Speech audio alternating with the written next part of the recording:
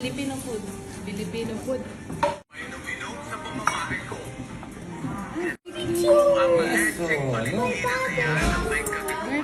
Barbecue. Tingnan natin yung barbecue.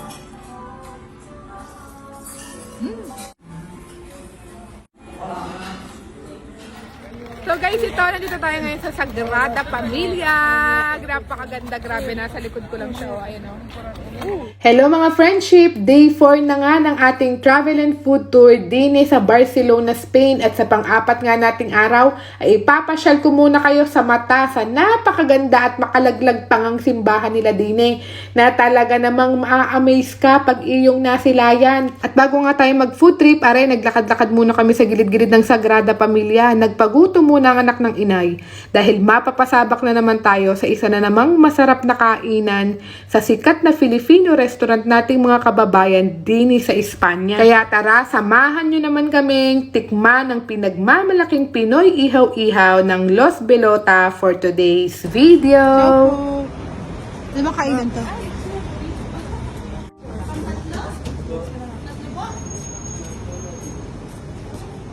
O diga, pagpasok mo pala ang akala mo wala ka sa ibang bansa, ma-feel at home ka na kaagad, ano? Para kang nasa Pinas lang yan, pakiramdam, ika nga, malayo ka man. Pinas ay lagi mong tatandaan, di magbabago, pag-ibig ko'y sa'yo lamang. Kaya hanggang sa Espanya, Filipino foods pa rin ang aming hinahanap-hanap.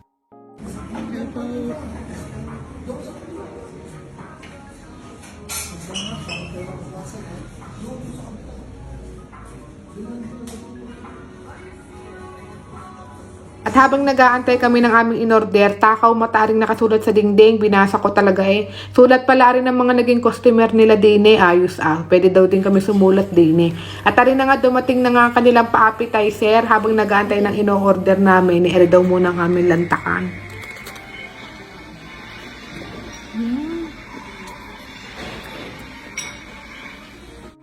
Lasa siyang tuna sandwich. Pero hindi siya tuna. Ano sa crab? Crab. Crab sandwich.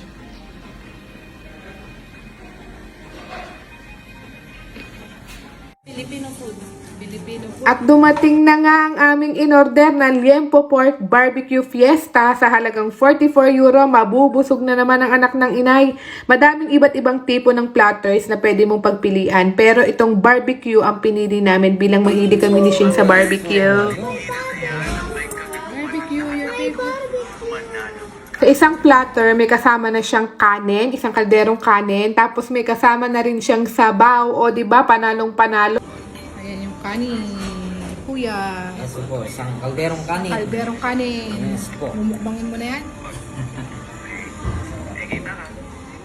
Mga ka-friendly, andili tayo ngayon sa Filipino restaurant sa Barcelona, Spain. Kaya kahit nandito tayo sa Barcelona, Filipino foods pa rin ang ating hanap. Diga. Ang sarap niya, grabe. Ang dami niyang pagkain. Kaya tara, lantakan na natin na rin. Anong lapang? Ito agad dati yung ano. Ang sarap naman. Ito yung kanilang honey, parang fried rice. Marami tayong makakain ngayon. Din Talaga naman. Ang sarap ang kain. Iyo. Favorite ko ay barbecue. Tingnan natin yung barbecue. Malasa. Sarap. Patay nyo to? Yan po. Try natin sausaw dito.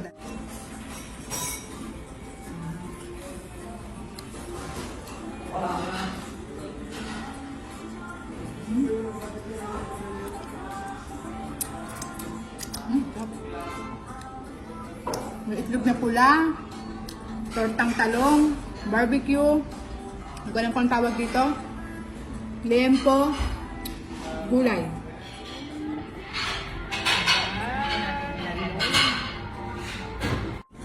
Ito pa sabaw.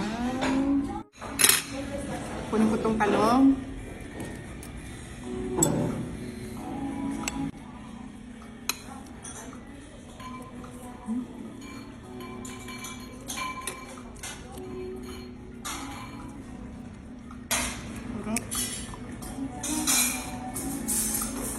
sana dito magkamay.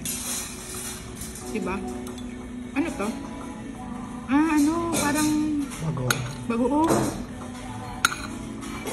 Parang bagoong, natikman mo.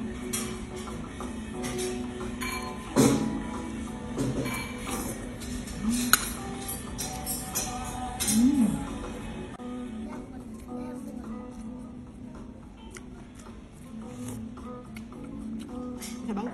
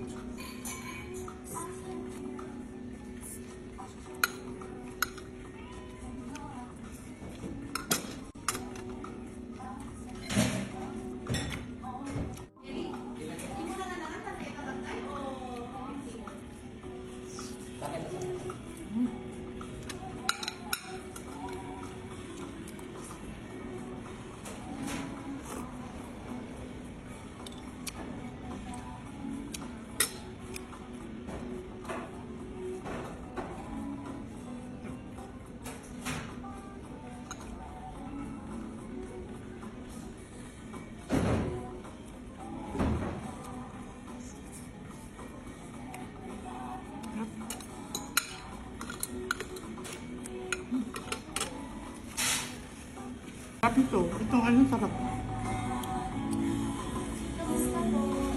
Sarap. Iba yung iba.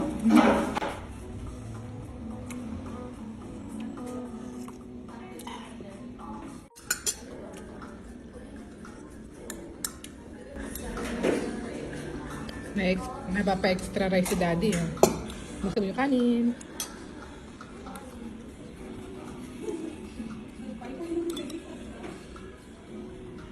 Kitang-kita naman mga friendship, super enjoy namin ang foods din sa Los Belota. Pakasarap naman kasi talaga. Kaya ayan, sa huli, ako din palang mananaid ng kalderong kanin. Hindi kinain ni Daddy Shane. Tama. Hindi mo kinain to?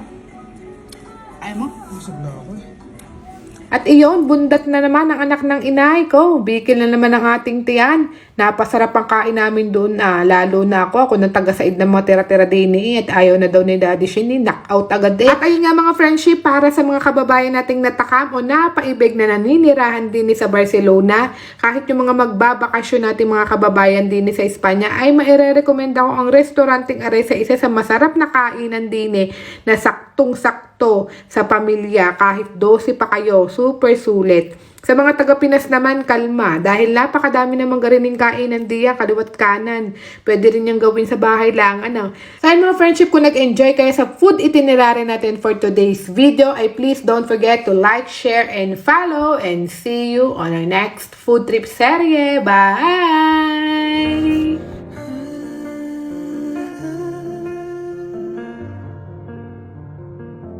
It's beautiful.